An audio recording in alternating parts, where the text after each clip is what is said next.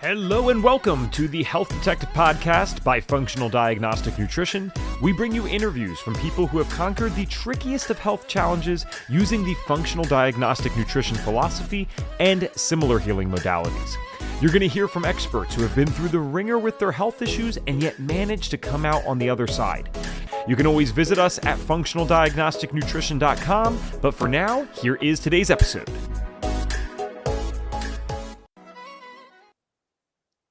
All right. Hello, my friends, and welcome back to another episode of the Health Detective Podcast by Functional Diagnostic Nutrition. My name is Evan Transu, aka Detective Ev, and I will be your host for today's show, episode number 388 of the Health Detective Podcast. We are quickly approaching episode 400 here, and we actually don't have a special guest planned for 400, but we do have a special announcement, so look forward to that. What we did this year already in our 7 days of 2025 is we already talked finance. So we helped you on the business side. And then we actually have the privilege of getting to talk to someone who is going to bring a topic to the show today that has never been talked about in 388 episodes, which humbles me every time because I remember how big medicine is. And I like to believe I'm smart. I'm not the smartest person in the world, though. And so sometimes I thought, how are we ever going to get past 100 episodes? Wouldn't we talk about everything? And then I realized if you just talked about every medical condition one time, you'd probably have thousands and thousands and thousands of episodes of a podcast to do. So we still have plenty to cover. Before we get to her, if you're wondering, why is this guy, chilling in this sunny background? It's like wintertime, isn't it? Well, I'll tell you where it's not winter, and that is in Miami, Florida. What else is in Miami, Florida is an FDN East Coast conference going down Friday, February 28th and Saturday, March 1st of 2025. So when we say an East Coast FDN conference, what we mean is that we have become a main sponsor of this conference called the Biohacker Expo, thanks to our friend Sandy Martin. We are now expecting over 100 FDNs to be there. That does not include staff. We have plenty of staff members coming down as well. I see so many of you have already signed up and registered. And the way that we're working this is because we are a main stage sponsor. She actually allowed us, Sandy that is, to get 50% off all tickets for our trainees, practitioners, and their friends. So if you wanted to bring a spouse or a partner or a friend who is interested in this stuff, they are more than welcome to use this link as well. So it's biohackerexpo.com, code HDP, like Health Detective Podcast, for 50% off. That's biohackerexpo.com, code HDP for 50% off all tickets. We cannot wait to see you guys there. We got Elizabeth Gaines, our education director, speaking on the main stage. She's going to be doing a presentation around cortisol that she's never done before. And then Reed and I will be doing a 90-minute business workshop. So I hope I can say this about him. You have the best of the old school and the best of the new school, and we're going to merge those both together. All right. Today, we are not talking about business, though, necessarily. We're talking about something very important. And I would say near and dear to my heart, not in the sense of the condition itself, but in the sense of the broader topic, which is mental health. I have been looking for someone like our guest, Michelle, forever because, well, you'll understand this more as we go along here, but because I want people to understand that there are different things out there that we label as mental health conditions that might very well have other causes to them that are not inherently obvious at all. And if we discover those things and work through those things, we might be able to find symptom reduction or even complete symptom relief for things that are often considered incurable by well-meaning individuals, by the way, not by people that are trying to scam you. That's not what I'm saying. Doctors are amazing people, by people that actually believe what they're preaching here. So here's her bio. Diagnosed with bipolar disorder in 1998, Michelle Reitinger spent 12 agonizing years trapped in a relentless cycle of manic and depressive episodes, enduring a parade of therapists, doctors, psychotropic medications, hospitalizations, and suicide attempts as well. Overwhelmed by despair, she felt humiliated, hopeless, and lost, deeply pained by the impact her struggle had on her family, her husband, and young children. A turning point came when she and her psychiatrist discovered a groundbreaking approach that transformed her life. This marked the beginning of her development of an integrative method for understanding and treating bipolar disorder.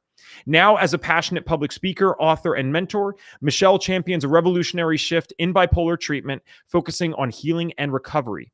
She emphasizes personal responsibility, love this with mental health, and challenges the victimhood mentality often associated with the disorder.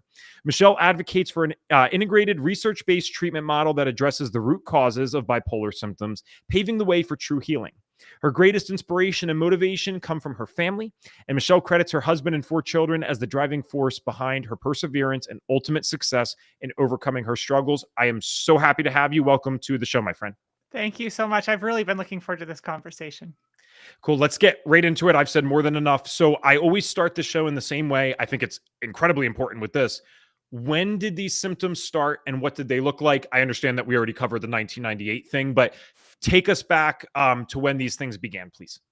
Yeah, the onset of symptoms that were big enough to notice was about 2 years prior to my diagnosis. So I was in college. I started college as a competitive athlete, and I was doing quite well during that time. My mental health, emotional health, everything was great. And then I was married, uh, between my freshman and sophomore years, and ended up in an abusive marriage, and finally escaped that. And after that, my mental health started to deteriorate quite rapidly. I started developing, major anxiety issues. I had pretty severe depressive episodes, and then I started having mood swings. I would go for periods of time where I had an elevated mood. My mind was working really rapidly. I would have big ideas. Each time I would enter this phase, I would have a whole new life plan. My brain would think that, I figured out what I'm supposed to do with my life, and I would have a whole new life plan. I changed my major 6 times one semester, and it wasn't like little changes. It was, I was going to be a Russian, major, and go to Russia and be a diplomat, and then I was going to be a math major, and I was going to teach high school math, and then I was going to go to China. I kept kind of going back to the diplomat thing. For some reason, my mind fixated on that. I was interested in politics, but so I would go through these periods where I had, a lot of ideas, and I would tell everybody because I was sure that I was getting inspiration and I knew what I was supposed to do with my life. And then I would start to devolve into depression. And I didn't know what to call these things. So I'm calling it what it is now, but I didn't know it at the time. I would just go through periods where I would skip classes. I would, watch excessive amounts of television. I would have a hard time getting out of bed in the morning. I just really struggled. And one of the big red flags for my parents, because they were living in a different state. I was in Utah and they were living up in Washington State. They would hear from me almost daily during the elevated periods, and then they would hear nothing from me. And then the next time they heard from me would be, a couple weeks later, and I would have a whole new life plan. And at first, it just seemed like, I was just trying to figure out my life, and then it started to become concerning because the symptoms were becoming more pronounced. And they were the ones, they, along with an aunt and uncle that lived more locally to me, were the ones that kind of had an intervention with me, I guess you could say, and pleaded with me to go see a psychiatrist. They were sure that there was something going on that I needed some help with. And I resisted it for about a month. And then I finally realized, like, there is something wrong and I need to go see somebody. And so I went to the psychiatrist, and my aunt actually accompanied me. And when I went to my first visit, I was so severely depressed. I remember feeling like I was swimming through tar. Like I had a really hard time thinking. My brain was really sluggish. In the experience, I have memories of that experience, of like feeling like I was listening to them speak, like somewhere far away. I wasn't really fully present with what was going on. My aunt answered a lot of the questions. And so the doctor was getting a lot of information secondhand. He was getting observed symptoms more than directly from me, because I was having a hard time articulating anything. And so I initially was diagnosed with depression and anxiety disorders. And I was told it was a chemical imbalance and that all I needed to do was find the right medications and I would be fine. And I remember walking out of the psychiatrist's office that day feeling a mixture of anxiety and relief. I felt relief that, I'd been given an answer and I was going to get some help and things were going to get better. But I felt some anxiety too, because what I knew about mental health issues was not good. It was from, reading One Flew Over the Cuckoo's Nest and, television depictions of I used to watch ER, and, the depictions of mental health issues in there were not favorable. So I had this worry about, like, who's going to want me, if I'm broken. That, in my mind, I'm thinking I'm broken. So, nobody's going to want me this way. But I trusted the doctors. And so I started taking the medication. And within a few months of starting that medication, I became manic. And my parents had a front row seat to it because I had just graduated from college. I moved back home while I was figuring out what I was going to do next in my life. And my parents could see what they were just hearing bits and pieces of. And my mom and dad again came to me and they said, there's something really wrong, because I was like talking about moving to a state I'd never been to and doing all these things that sounded very irrational to my parents. They seemed inspirational to me, but to my parents, they were quite irrational and they were worried about me. And so I went back to a new psychiatrist here, in this other state, and was told that I'd been misdiagnosed and that what I actually had was bipolar 2 and that they needed to change my medication. And for the following decade, I actively pursued treatment. I was going to I moved a lot. And every time I would go, I would immediately establish myself with a new psychiatrist. They would do their own evaluation. They would reaffirm the diagnosis.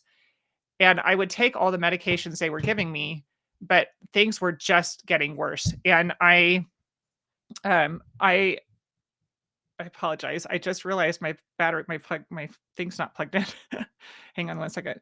But I started to feel very hopeless. And I got to the point where I didn't want to live anymore. I just felt like if this is the rest of my life, I don't want to live it anymore, because it didn't feel like there was any hope. Nothing was getting better. I just kept getting worse. I took every medication the doctors gave me. At one point I was on 7 different medications because they would say that I wasn't tolerating therapeutic dosages, but then, so then they would layer medications on top of each other, and then the side effects were intolerable. So then they would give me medications for the side effects. I'm so sorry. Give me 1 second. I apologize, Evan. You're completely fine. I'll add something while Michelle gets that plugged in. I want you guys to know something, because I'm not an expert in bipolar by any means, but I'm in the mental health space, and I have people that come up after talks and talk about these things. And I've had plenty of clinicians that I've worked with where we've discussed these things back and forth. So, one, there's a lot more people dealing with these types of symptoms than you think. You obviously don't always get to see these types of people, but if you look up the prevalence of how common these things are, not the most common thing in the world, but way more common than you think. And another thing to note, again, as someone who's not an expert on this stuff, is Michelle just mentioned bipolar 2. There's bipolar 1 and 2, right? Bipolar 1, from my understanding, and I actually would want your feedback on this so I don't misspeak here, but if I remember correctly, I think bipolar 1 is typically considered the more severe version. So if I'm correct in that assumption, then that means that there are people that are experiencing this at even a worse level. So are you back with us? Yeah, I apologize for that. I'm so sorry. That was embarrassing. Well, that's the challenge with that is it depends on what you consider severe. So the bipolar 2, it's more heavy on the depressive side. So people who are struggling with bipolar 2 have the majority of their symptoms lend themselves to depression, and then they'll have periods of elevation, which are hypomania, not full-blown mania. Okay. And so I think a lot of times we consider it more severe to have bipolar 1 because bipolar 1 is when you've had at least one major manic episode. We think of psychosis, full-blown mania when people are, hearing voices or seeing hallucinations or making like extraordinarily irrational decisions.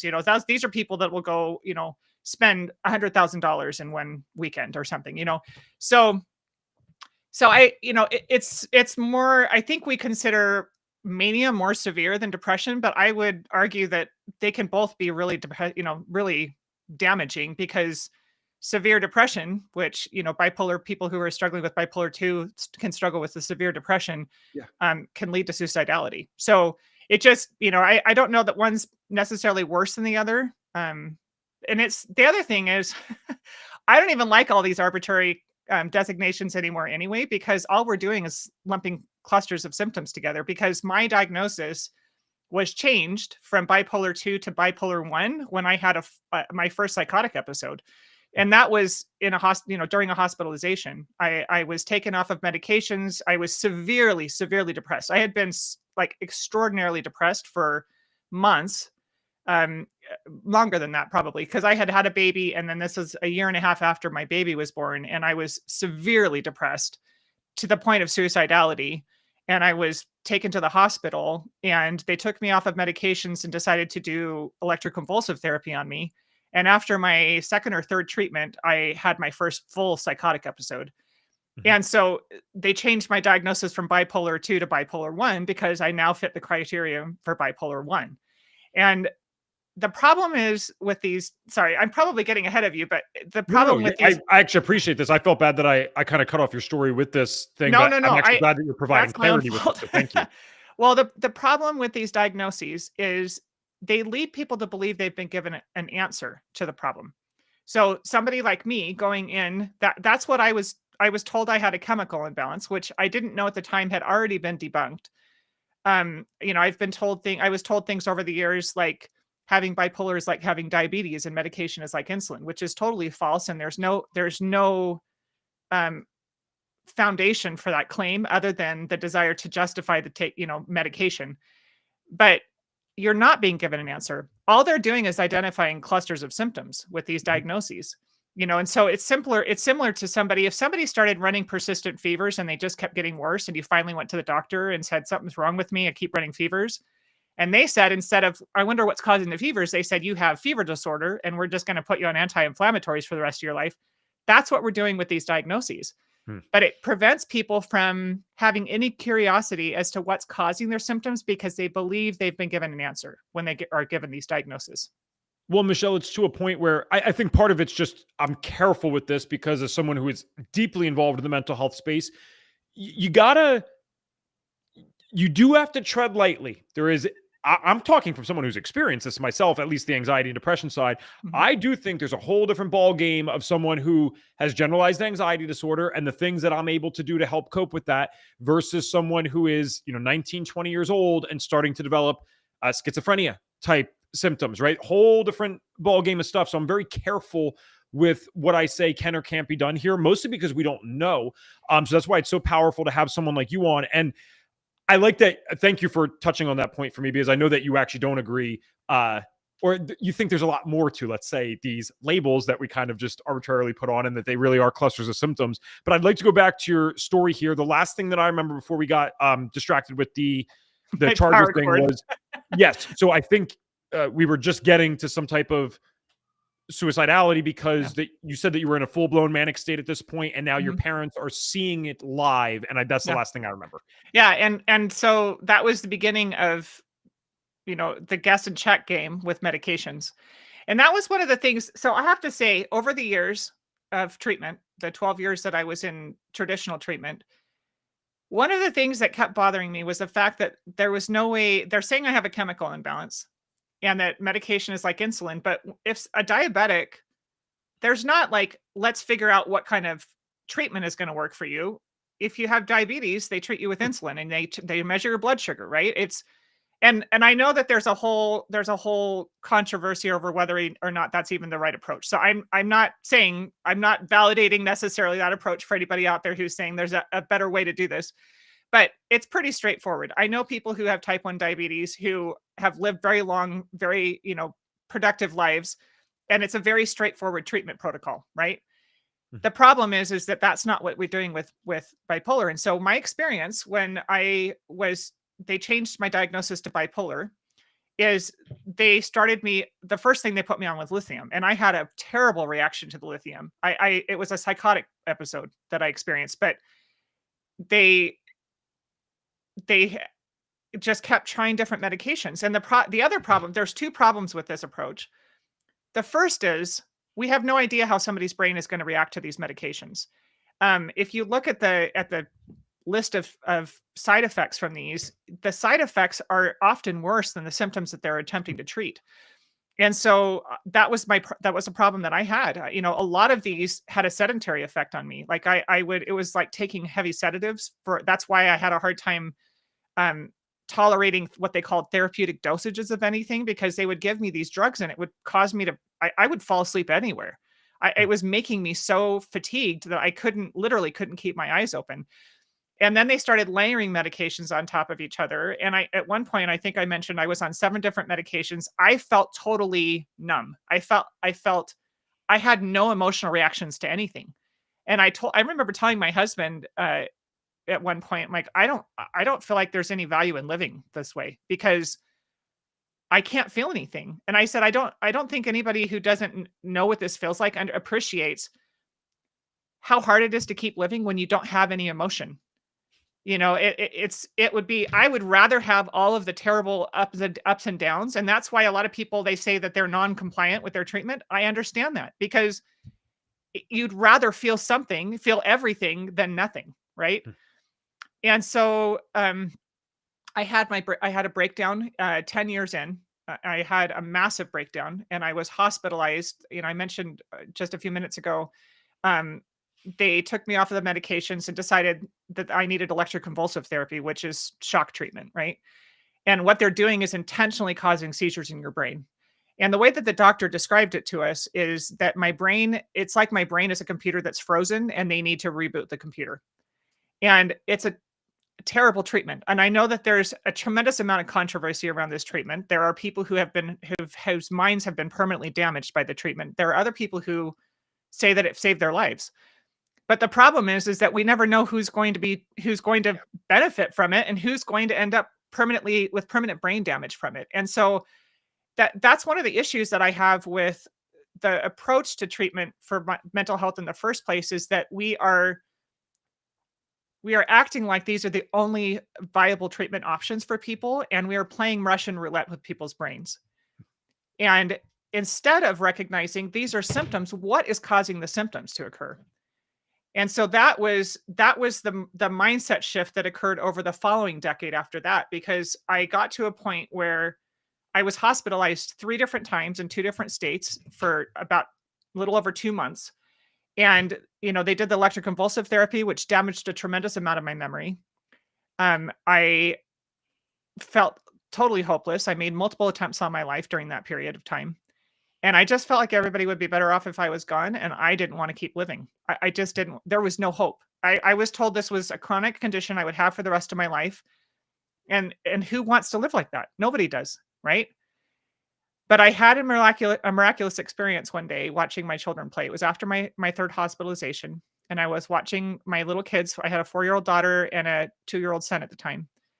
And I had this really clear thought come into my mind when I was watching them play that if I ever successfully ended my life, that it would ruin my daughter's life. She would believe it was her fault and it would ruin her life. And I remember being very shocked by that thought because my mind had convinced me that everybody would be better off if I was gone, that my husband would be better off with a different wife. My kids would be better off with a different mom. I thought I was being altruistic in ending my life, that it was going to save everybody. But I knew that thought was true. It was one of those lucid thoughts that I rarely had that I knew was true. She was always feeling responsible for everybody's feelings. And I knew I'd ruin her life if I ended my life. And so I made a commitment at that point that I was going to survive for her. If all I could do was just learn how to suffer well with bipolar, I would do it for her. And that was a mindset shift that I didn't understand that I needed. From that point forward, I was trying to figure out how to survive. I was trying to figure out how to cope, how to manage, how to, what to do about it. And I became a detective in my life. It began with developing something that I call a mood cycle survival guide. And that was where I was starting to, I thought, I know these symptoms are coming. I know that this is going to happen. How do I be more proactive about managing it? There's got to be a way to not feel like a victim to this, and the way that I described what I went through before, it felt like getting yanked onto a roller coaster and just holding on white knuckle until it was over and then surveying the damage afterwards. Mm-hmm. And when I started developing this mood cycle survival guide, I started identifying, number one, who can help me? Who are my team? And what are the boundaries around that assistance so that I don't keep burning bridges? Because I was burning bridges all the time because I was only asking for help when I was totally desperate, right? So I started learning how to ask for help earlier and who to ask for help and what the boundaries were around that help. And I honored those boundaries so that I didn't ruin relationships. And then I started tracking symptoms more, proactively. Really, really trying to identify like as early as possible when I was starting to become symptomatic. And then, how do I manage those things? What do I do? What are my priorities? What are the things that need to be taken care of while I'm not doing well emotionally and mentally? And learning how to let go of the other things that I couldn't do. And then how do I get myself back to a more healthy, balanced mental state? And as I developed that plan for myself, I started to feel more empowered in my life. I started to feel like I was getting back in the driver's seat of my life and not feeling like a victim to these symptoms. So, and then, I can just keep going, or you want to? Oh, I have so many things. If you want, I don't know Yeah. if you have a final point that you want to make. I have a million things to ask. Well, So it it's up this to you. that mindset shift was what changed things for me, and it Yeah. changed the way that I approached my symptoms. It repressed, I still believe that I was going to have bipolar for the rest of my life, but it changed the way that I approached it. I decided that I needed to. Nobody was coming to save me. I needed to figure out how to save myself. I'll start actually with the last point. Then I think that's one of the most. Oh wow, you're already resonating with some people because Sarah just said in the comments, "Thank you so much for sharing your story." Thank you, Sarah, just for saying that. That you know how much that means to our guests, especially with something like this. So we appreciate you, Sarah. But I wanted to start with your last point because it is an uncomfortable pill to swallow, but it is one that needs to be taken to get to the next level with the mental health stuff. And again, I'm not someone who had dealt with identical stuff here, but there was a point that I call my aha moment. And the aha moment is it's a whole story in and of itself, but it largely comes down to there are things in my life that are not my fault. All of them are my responsibility. Yeah. And the things that I've done as a result of the things that aren't my fault, those are definitely my responsibility. That's for sure. And it sucks, especially if you're dealing with something like what you're dealing with. That is terrible in a sense to try to mentally wrap your head around because you're like, this is awful. I would never wish for this. And it's like, that's why there's such key words here. It's not the same as fault, but responsibility is, like you said, how you get back in the driver's seat. Because look at the alternative. The alternative is, I'm in this car anyway, and this thing's just going wild. And it's been going wild for 12 years. If I can do anything to get some control on this steering wheel again, that's an empowering statement. That's not something that should make us feel terrible. I think it's just such a large task to hand someone, and it's such like a large mountain to look at and say that we need to overcome this somehow, that it can be very challenging to accept it. But when you accept it, and when you start making progress for the first time, I'm sure you resonate with this, that's when something starts clicking and you get very excited. When you start to see the needle moving in the right direction, that's when you're like, oh wait, maybe this maybe this personal responsibility thing and the lack of the victim mindset, maybe that's what's going to save me here. I wanted to go back a little bit in your story if I can, because I think this is a really important part of your story. So to make sure I understand correctly, you were in a relatively early marriage that was abusive, got out of that. So the husband that you're referring to that was with you during this part of your story, this is your second and current husband, correct? Yes. Yeah. Okay, And perfect. sorry, I kind of skipped over getting married, but I got married after my diagnosis to my current husband.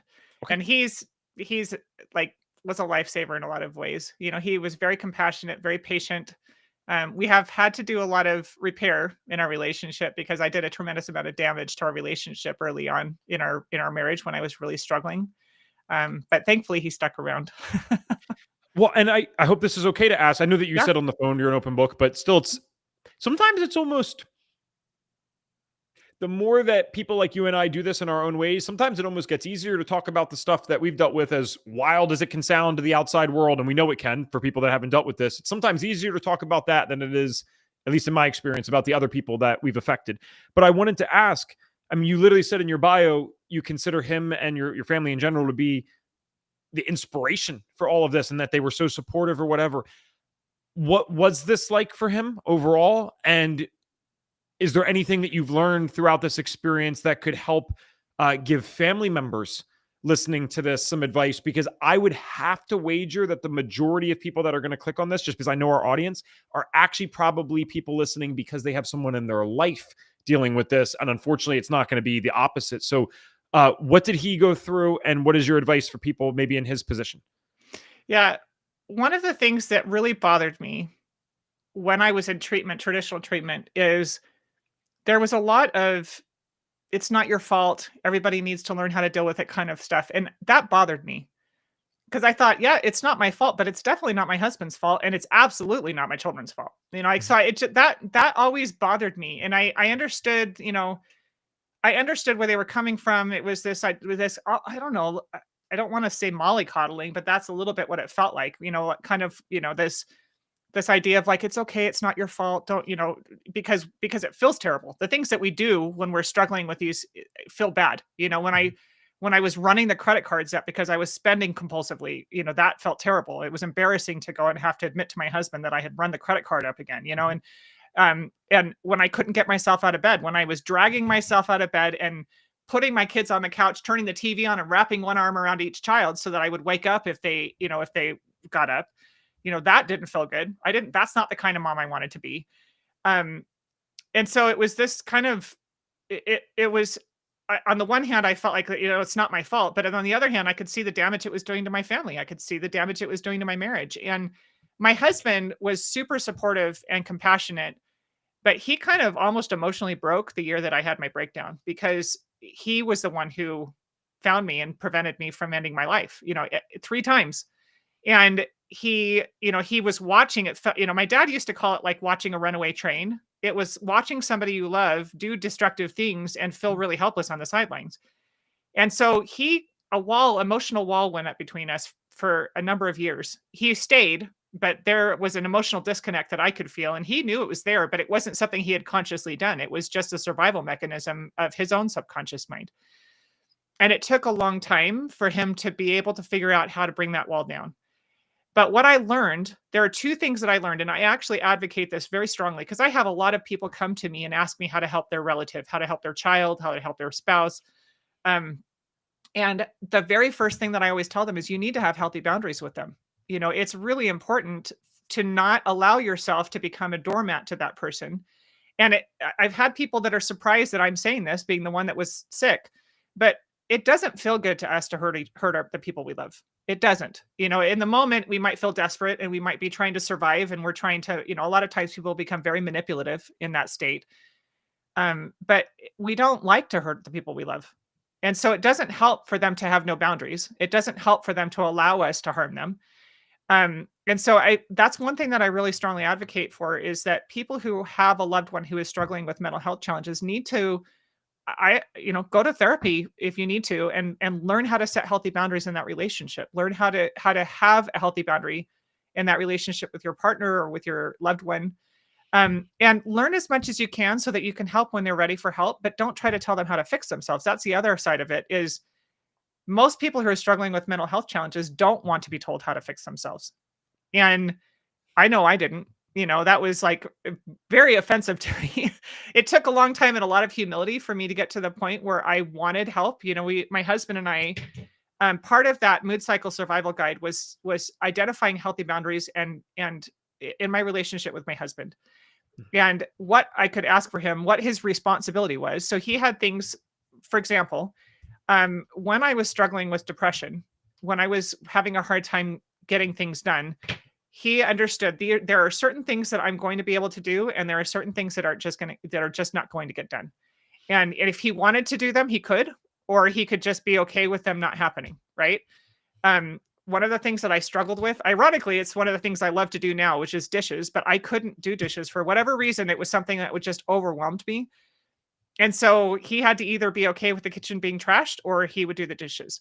And so it was something that we had to come to an understanding. And I would let him know, like, I'm really struggling right now.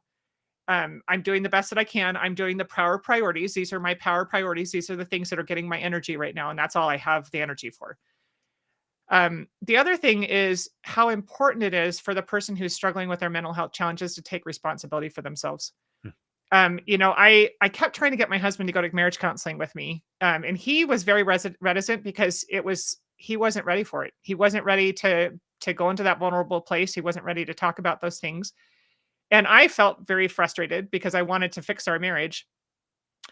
And I learned that I could begin healing our marriage by healing myself. That by me changing myself, by me improving my own mental health and the way that I interacted with him and with our children, that helped heal our marriage.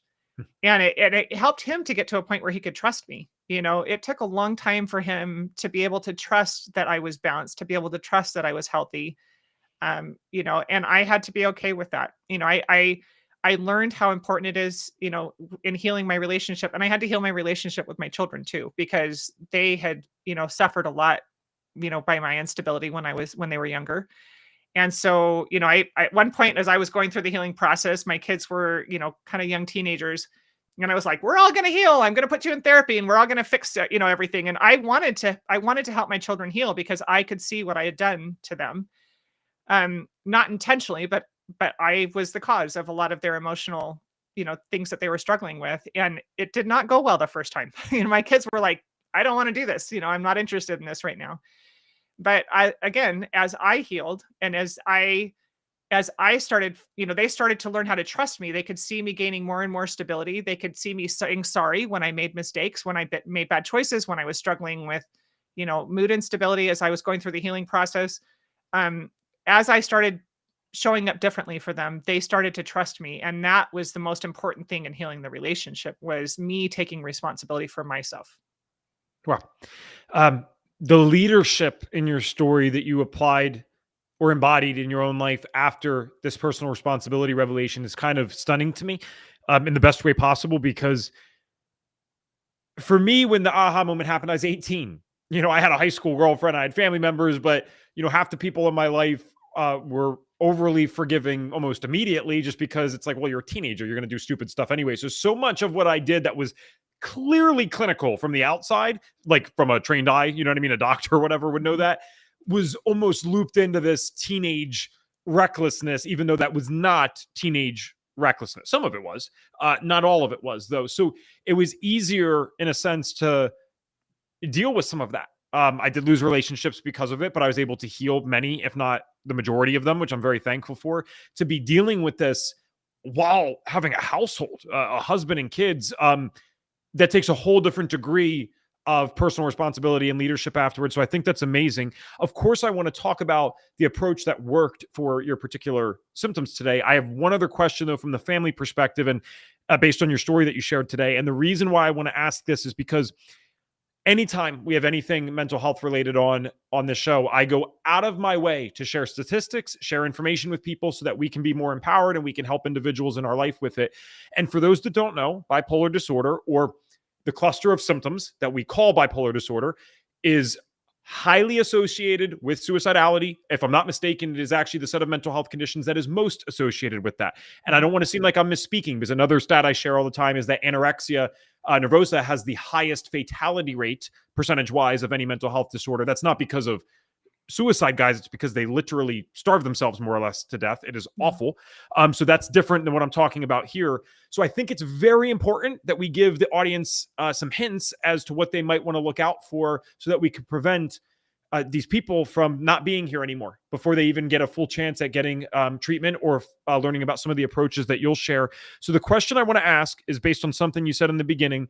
You talked about how your parents might not hear from you for weeks, but then you would have these grand ideas and want to go do different things in different majors, to the point that your family had an intervention. Now, I'm an eccentric character myself, right? I actually resonate strongly with so much with what you shared about depression, almost identically. Mhm. It's when you start sharing some of the manic stuff, as excitable as I am sometimes, I don't resonate with that. That's the part I feel the disconnect. I'm like, oh yeah, no, I've never, subscribed to 6 different majors or something, or had many different life plans because of this burst of energy. But I also know people like that who I wouldn't necessarily classify as having a mental health issue. I would say that they are like more inventor types, and I know for a fact they're actually mentally well. So what can we go a little deeper? What were the specific things that even led to your family members, who I have no idea if they were trained in mental health or not, but I'd have to assume probably most of them weren't? What led them to understanding, even on the phone, that something so serious was going on, that an intervention was warranted? I think that it was starting to become it was increasing, it was getting progressively worse. So at the beginning, it seemed just like, like I said, my parents just kind of wrote it off as, young adult kind of trying to find their path, right? Mhm. But it was getting more severe. So my senior year, and the interesting thing was, I was actually on the dean's list because I was in classes that were like graduate level classes, where the entire class was based on like one paper, or the end of the year, the end test, right? Mhm. And so I would miss weeks of class and then get hypomanic leading up to it, have no sleep for 3 days, get everything done in 3 days and get A's on everything. And so on paper, I looked fine, but my parents could see that my mental health was deteriorating. They could see, that like not hearing from me and I wasn't answering phone calls. I wasn't, responding. My aunt and uncle I lived locally with or near, I not with them, but I was living near them. My affect would change. So you can see that a lot of times you can see somebody's countenance that there's something different. It wasn't just sadness. It was like the depression was a physical thing you could see in me. Um, and I worked for my uncle briefly. He had a medical research and development company, and I was, doing some work for him. And he could see the difference in my work. So I would have periods where I was highly engaged. I was helping investigate and developing, their SOPs for, getting ISO certified and that kind of thing, like stuff that I had no idea, but I was like super engaged. My brain was super engaged and had all these ideas and I was super productive. And then I would go through periods where I'd show up to work and I had checklists of like really menial tasks to do, trying to keep myself focused, trying to keep myself on task. And my uncle would see these like dramatic changes in my ability to focus, my ability to, even engage with people. And so I think that was probably the biggest thing, was just that it was getting worse. It was getting progressively worse. They were starting to see things that were starting to worry them.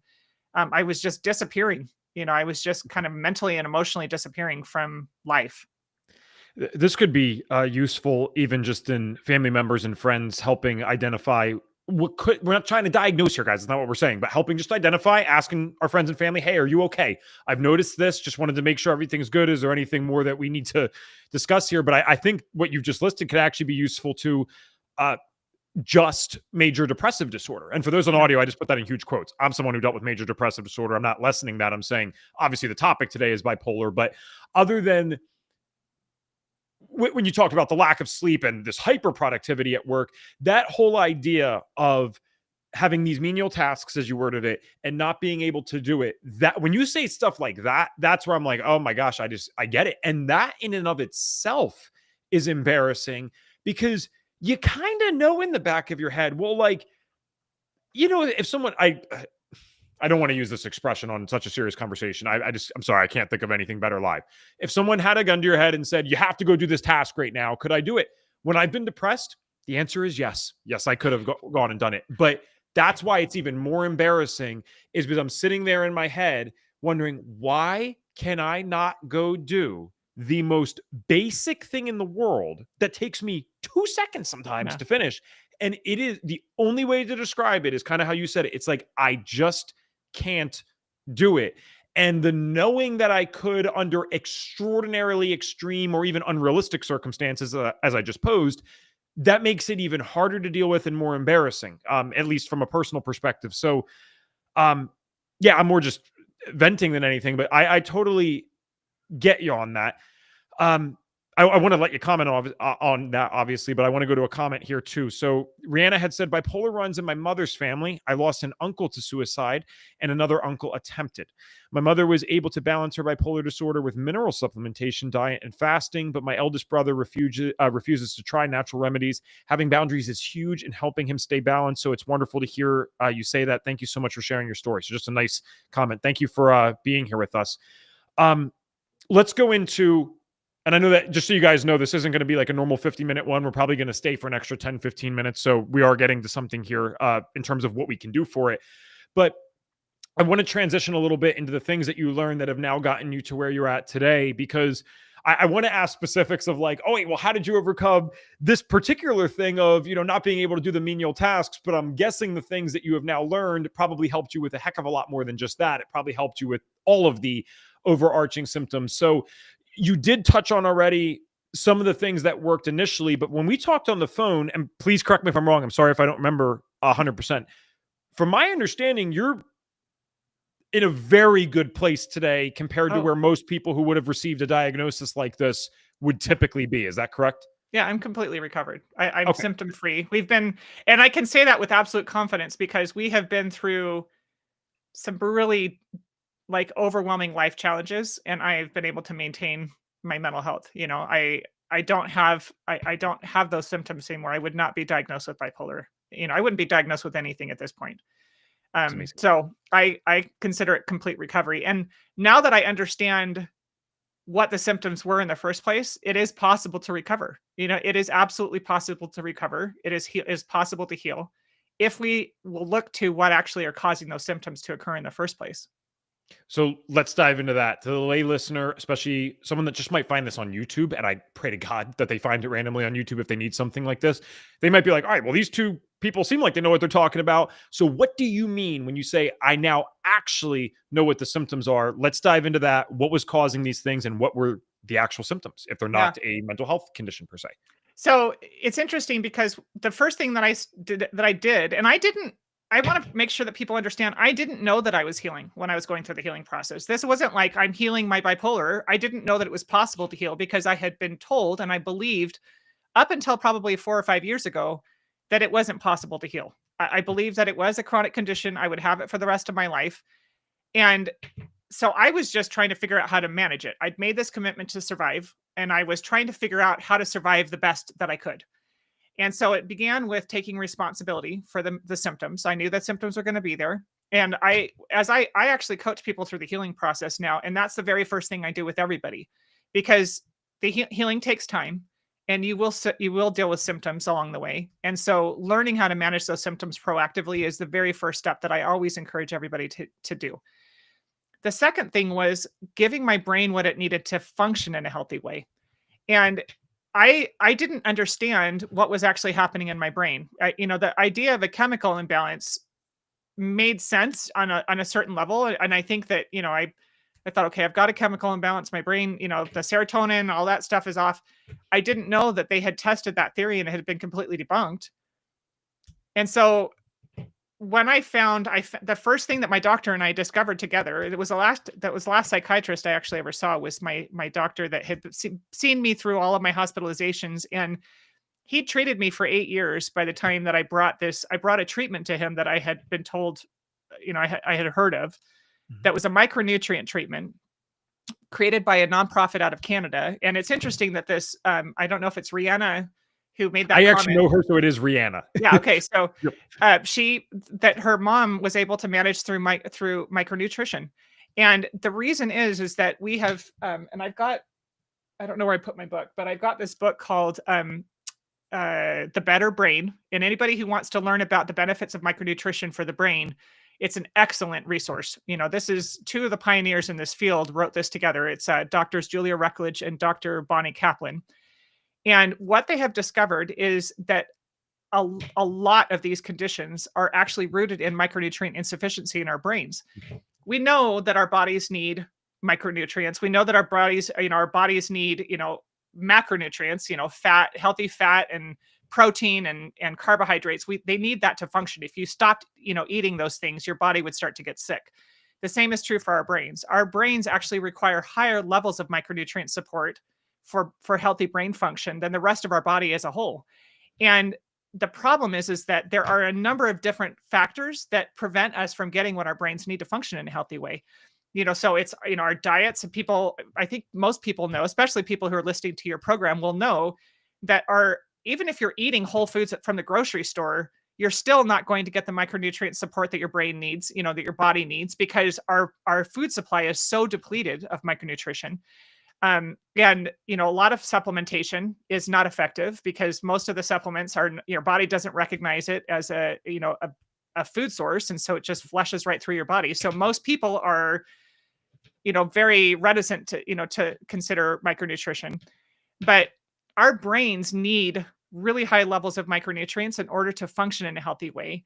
And when they don't have that, the neurotransmitters that are there for our healthy brain function don't function properly. So, the serotonin and I'm blanking on the names of them right now for some reason, but all the neurotransmitters that are responsible for emotional response don't respond in a healthy way, right?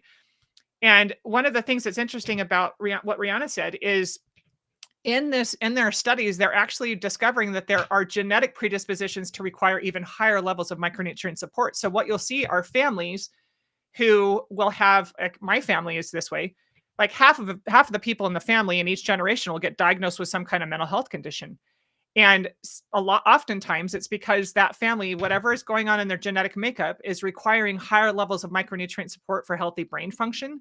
And so when their brains aren't getting enough, their brains start to malfunction. And so you've got people that are being diagnosed with ADHD, anxiety, depression, bipolar. Often a lot of those symptoms are actually rooted in micronutrient insufficiency. So when I discovered this company, I took the information to my doctor, and he looked at all of the research. There have been over 35 clinical trials done on this company's product alone. And then there's actually a company that broke off from this one that also provides micronutrition. And they've done a number of different studies. And they didn't do the studies themselves. These are studies that were done by independent doctors and researchers in that.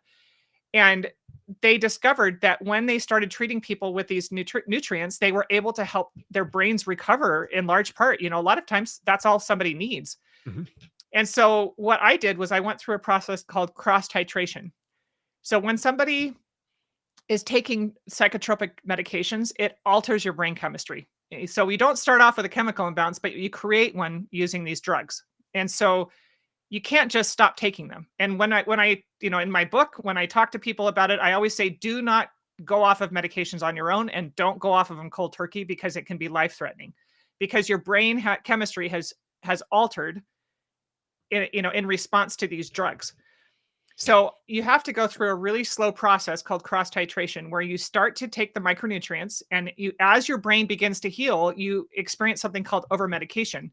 And then you'll titrate down slowly, and then you'll level out for a little bit, and then your brain will begin to heal further, and then you'll titrate, then you'll get to over medication again, and then you'll titrate down slowly. And it can take 6 months to a year for people, oftentimes, if they've been on the medications for a long time. But I had my experience when I went through this process about, I don't know how long.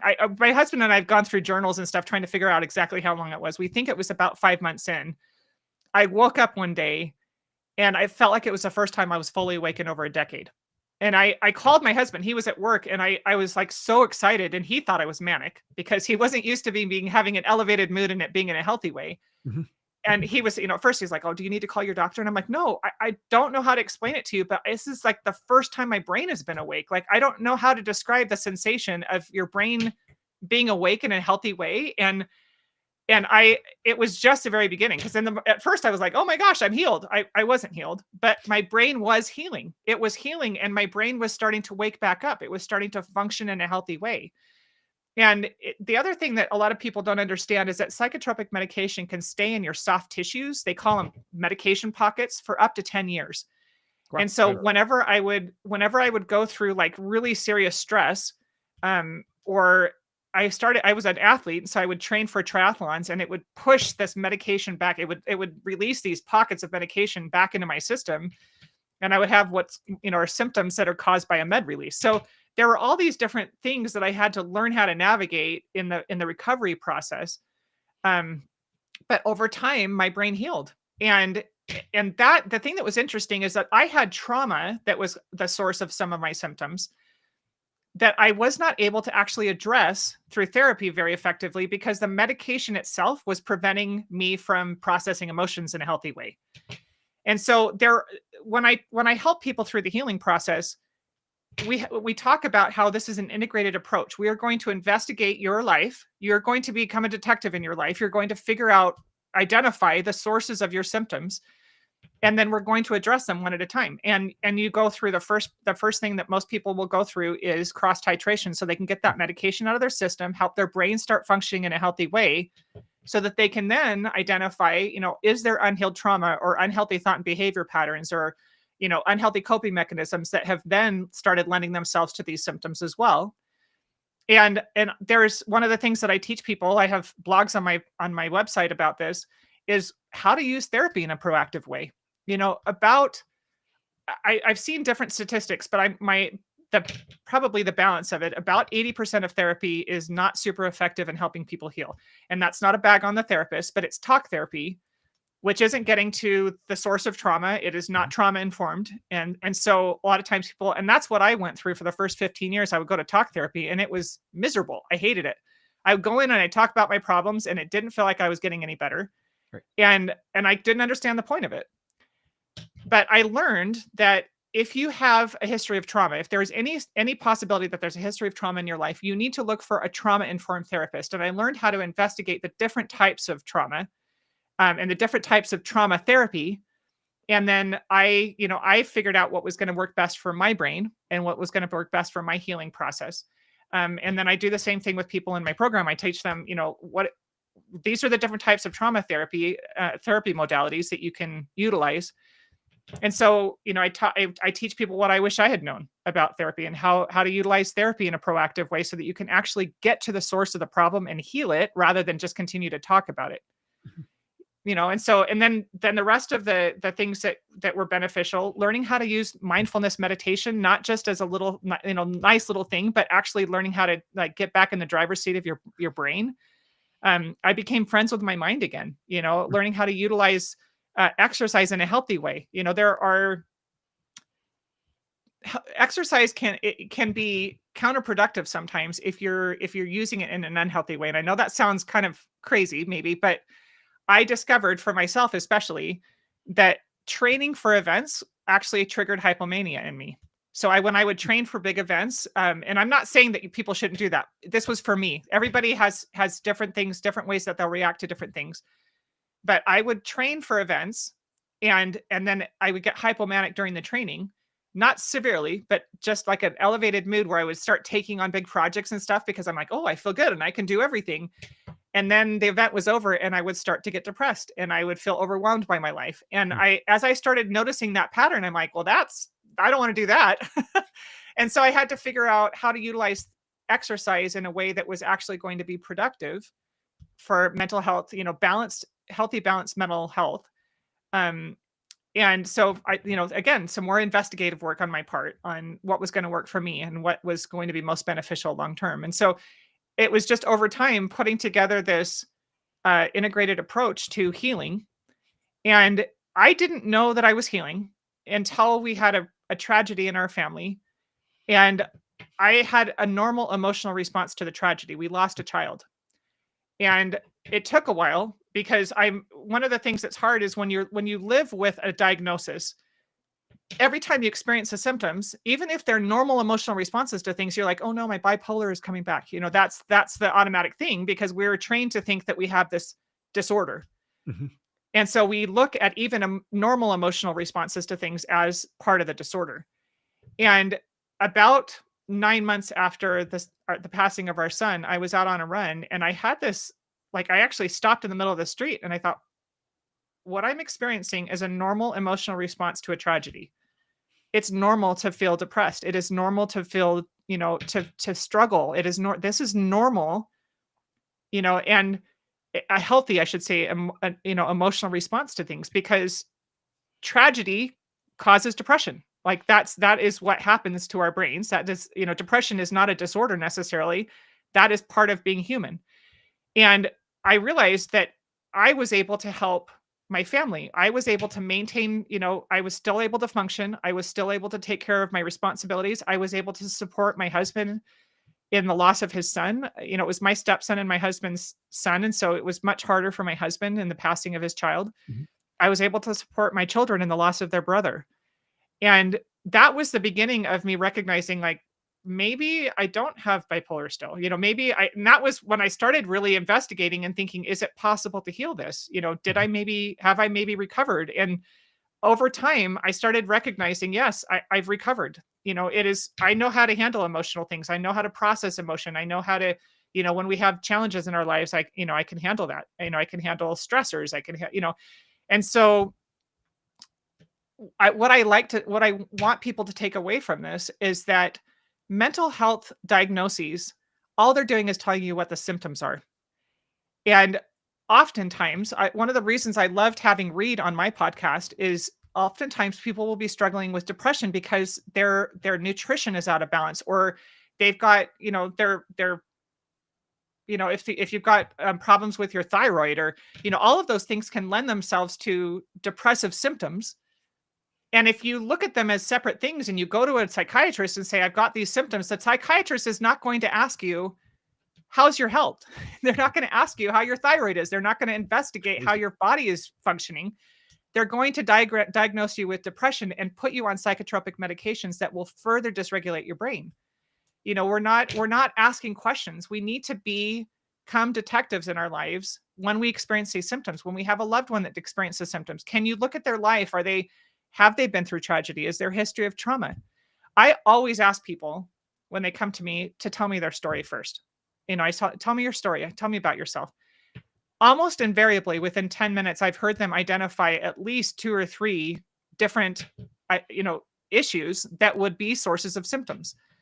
And it's very straightforward to me now. Like I've done so much research. I've, read so much. I've done, research. There's tons of research out there now that helps us to understand the sources of symptoms.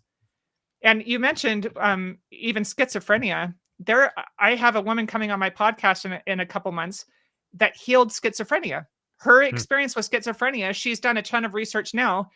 Most often, schizophrenia is directly related to severe trauma that causes the brain to break. And it is the brain's reaction to severe trauma that causes these things. And she was able to treat the underlying sources of the trauma and completely recover from his schizophrenia. We need to look at these things differently. We need to look at these symptoms as symptoms. The brain is in distress. I am not saying that there's not severe distress. That's not what I'm saying. But the approach we're taking with just medicating, going straight to medication, is not helping people. And you talked about statistics earlier. 83% of people who are diagnosed and treated for bipolar disorder will become severely impaired by their disorder. They will not recover. They will become severely impaired or disabled by their disorder. And it's not the disorder that's not causing it. It is the treatment itself that is the culprit, because we are not helping people identify and recover from it. We are just treating it with psychotropic drugs that further dysregulate their brains. I do have follow-up for this. Obviously, we already have someone asking, where can we find your stuff? So we'll share that now, because normally they're used to getting that 45 minutes in. So where can people find you? And then I have a couple follow-up things here. Yeah, absolutely. My website is theupsideofbipolar.com. And I have a podcast called The Upside of Bipolar. I have a book that just came out in October, a #1 international bestseller. I'm so excited about that. Called The Upside of Bipolar: 7 Steps to Heal Your Disorder. Amazing. Thank you. Yeah. My follow-ups here are, one, as if your family hasn't dealt with enough, I am so sorry that you guys also now had to deal with this loss. I guess that's a heck of a way to figure out that you have made recovery, because to me, I'm not a parent, but I'm at the age where people that I know that are my age, there's a handful that are no longer here. And I saw the effects that had on their parents. And there is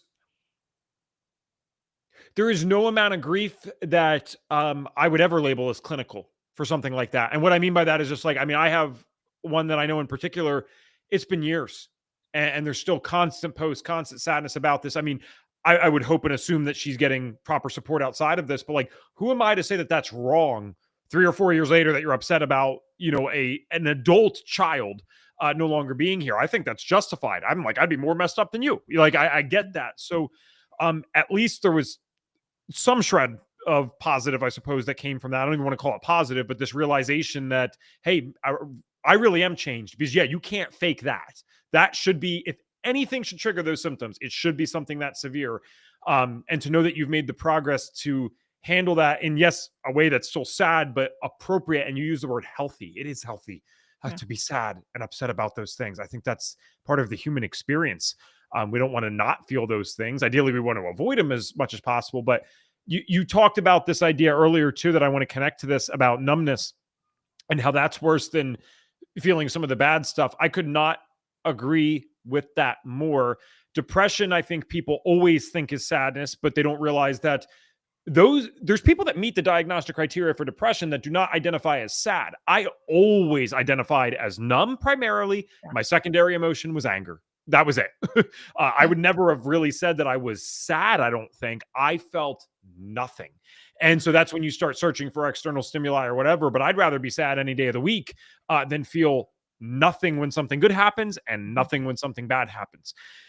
Some of the other stuff that you said here about nutrients and the micronutrients specifically and how that could help this, it's shocking to me how similar our stories are despite different conditions, because for me, what happened at 18 is I got into personal development first, which of course preaches personal responsibility.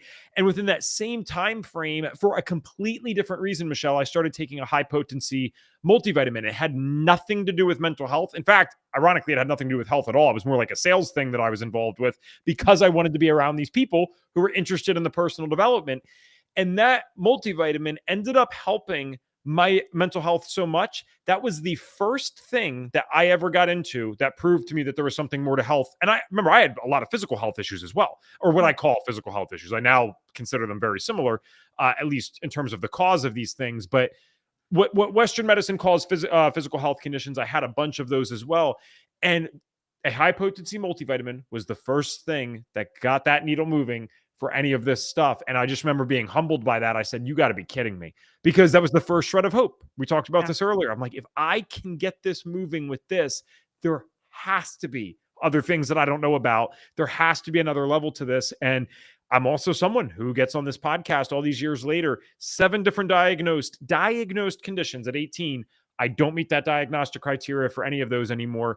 And again, guys, we have different people on the show all the time that sometimes are 80% better. Hallelujah. If we can get someone 80% better, I'm very happy with that. But I got to admit, there's a special level of amazement that I feel when I get someone like you on, specifically with this type of condition, and you can get on here and say with a conviction and a confidence that you can't fake, yeah, no, I wouldn't meet the diagnostic criteria for this anymore. I think that's amazing and hopeful. And please remind me afterwards, we got to exchange contact information if you're able to, about the woman who dealt with schizophrenia and is now in a much better place. I'd love to talk with her. Yeah. Oh, there's so much here. This could easily go for 2 hours. So we shared where people can find you, where they can get the podcast. Normally I finish up the show by saying, what's one thing that people can do for their health? I don't know why. I just feel like inclined to change it up a little bit today. And you could still answer that question if you'd like, but I want to change the final question here since we're an hour and 7 minutes in. I want it to be, what is one thing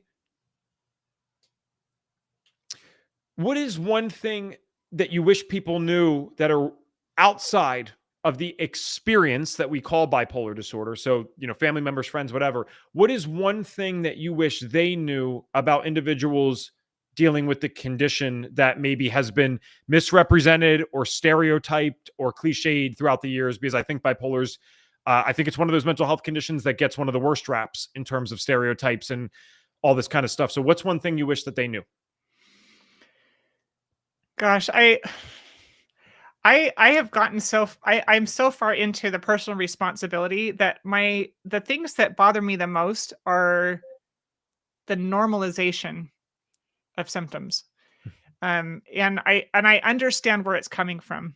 When somebody feels like I did, where I felt like I had no control, like I was, I was just on, my sick mind was on, it was driving and I was just along for the ride. Right. And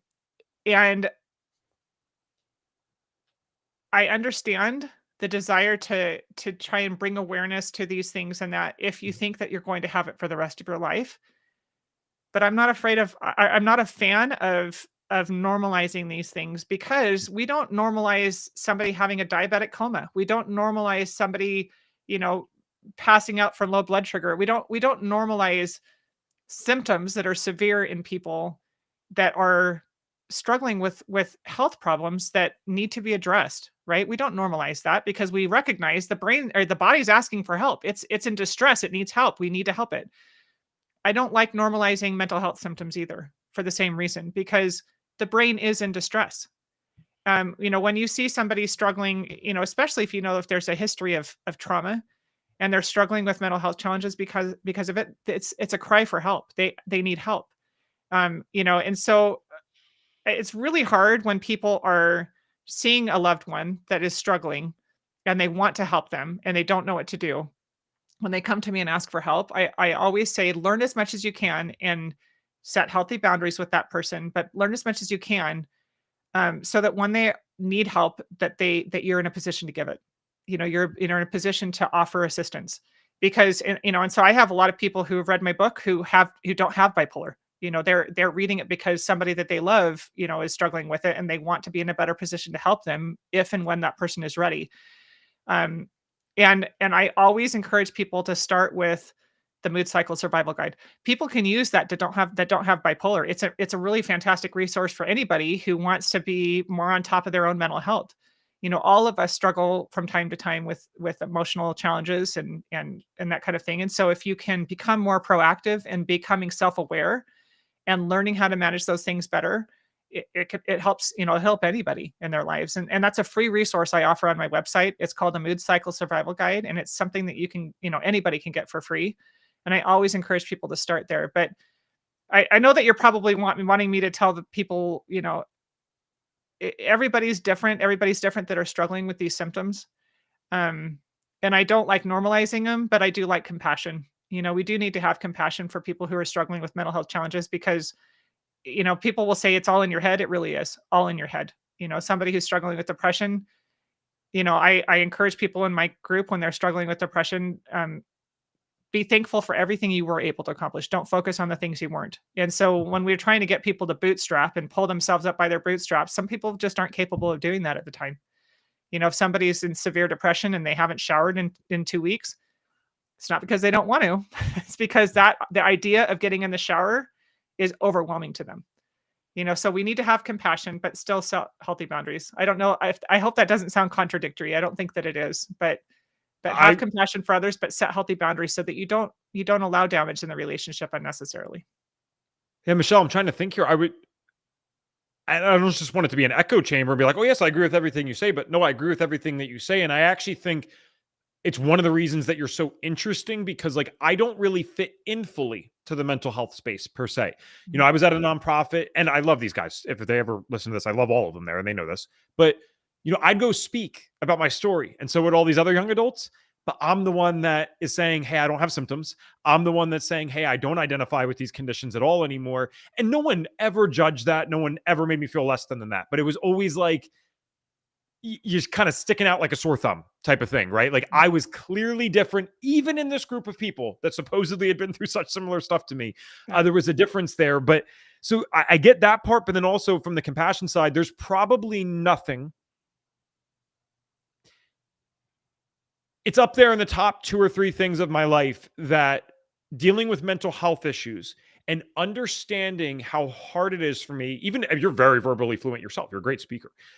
Even as people like us who might have some gift of communication or an ability to communicate, it is so hard to describe to someone that, yes, a panic attack feels like you're going to die. It's like, well, no, you don't mean that literally, right? It's like, no, I mean that literally. Hey, depression, I can't do the most basic task, and I'd spend 5 hours spending the energy mentally beating myself up over it rather than just doing the thing that takes 30 seconds. Well, you don't mean you literally can't do it, right? It's like, no, I kind of do.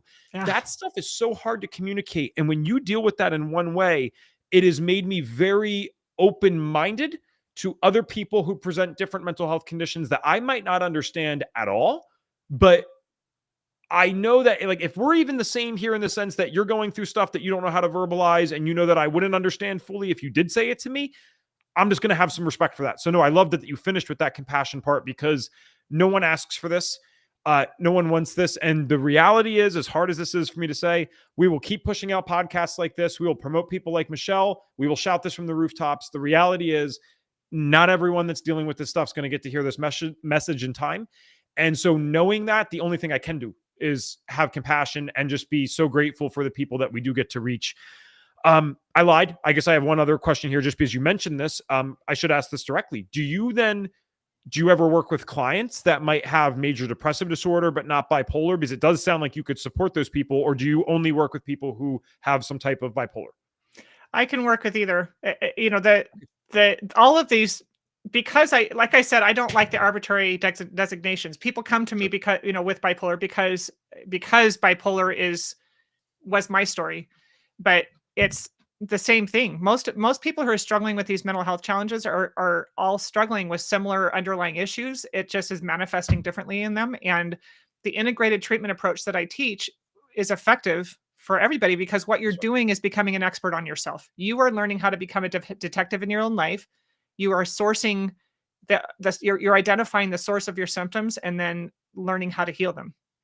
Yep. Okay. I'm glad I asked that because I figured that makes sense. Yeah. Michelle, thank you so much again, guys. www.theupsideofbipolar.com. If you're still watching live, can you drop a thank you in the chat? Just because you guys know I asked that for a lot of guests, but especially with this one, this is such an important topic. I am so glad we found you. I could easily picture doing some type of follow up in the future because I think we easily could talk for 3 hours. And I'm glad you're here. And I don't mean just on the podcast. I'm just glad you're, you know what I mean, here. I can't even imagine how many people you've been able to help already and are going to be able to help. So you rock, Michelle. And yes, I don't know how to pronounce that. Oh, Sadly. Yes, I can help. I wouldn't work directly with children. I